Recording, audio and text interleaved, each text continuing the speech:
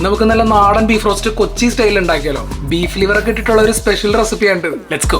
ഞാനിവിടെ 800 ഗ്രാം ബീഫും 100 ഗ്രാം എല്ലാം 100 ഗ്രാം ബീഫ് ലിവറും അങ്ങനെ മൊത്തം 1 കിലോ ആയിട്ട് എടുക്കുന്നുണ്ട് കേട്ടോ. അതിലേക്ക് 1 ടേബിൾ സ്പൂൺ മല്ലിപ്പൊടി, 1 ടേബിൾ സ്പൂൺ മുളക് പൊടി, 2 ടീസ്പൂൺ ഉപ്പ്, 1/4 ടീസ്പൂൺ മഞ്ഞൾപ്പൊടി, വറുത്ത് പൊടിച്ച ഗരം മസാല 1 ടേബിൾ സ്പൂൺ ഇട്ട് കൊടുക്കാം. ഈ 3-4 ടേബിൾ സ്പൂൺ വെളിച്ചെണ്ണയും കൂടി ഇട്ട് നല്ലോണം മാരിനേറ്റ് ചെയ്ത് കുക്കറിലേക്ക് ഇട്ട് മീഡിയം ഫ്ലെയിമിൽ 3 വിസിൽ അടുപ്പിച്ചിട്ട് നമുക്ക് ആവിയൊക്കെ പോയി കഴിയുമ്പോൾ എടുക്കാം. ആ ടൈമിന് ഞാൻ 5 സവാള നൈസായിട്ട് അരിഞ്ഞ് ഡീപ് ഫ്രൈ ചെയ്യുന്നുണ്ട് കേട്ടോ. പ്രത്യേകം ശ്രദ്ധിക്കുക, ഇത് ഒരുപാട് ഫ്രൈ ആവരുത്, ജസ്റ്റ് ഒന്ന് സോഫ്റ്റ് ആയി കിട്ടിയാൽ മതിയാവും കേട്ടോ. ഞാൻ ആ സവാള ഒരു ട്രേയിലിട്ടൊന്ന് കൂളാക്കി എടുക്കുന്നുണ്ട് കേട്ടോ. ഇനി നമുക്കത് ബ്ലെൻഡറിലിട്ട് നല്ല കുഴമ്പ് പരുവത്തിൽ അടിച്ചെടുക്കാം.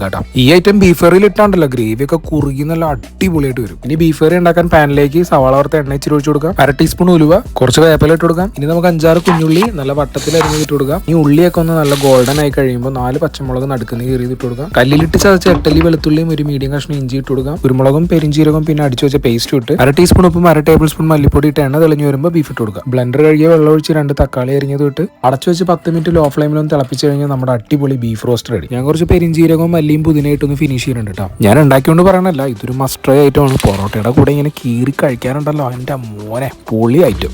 ഇത് വിറകടുപ്പിലാണ് ഉണ്ടാക്കണമെങ്കിൽ നാട്ടിലൊരു പുകമണം ഒക്കെ കിട്ടിയാനെ. പിന്നെ കാനഡയിൽ എവിടെയാണ് വിറകടുപ്പ് അല്ലേ? എന്തായാലും എനിക്കിത് ഭയങ്കര ഇഷ്ടമായി. പ്ലേറ്റ് വരെ ഞാൻ വടിച്ച് കഴിച്ച്. അപ്പോൾ പുതിയ റെസിപ്പി ആയിട്ട് നമുക്ക് അടുത്ത വീഡിയോയിൽ കാണാം. അപ്പോൾ ശരി.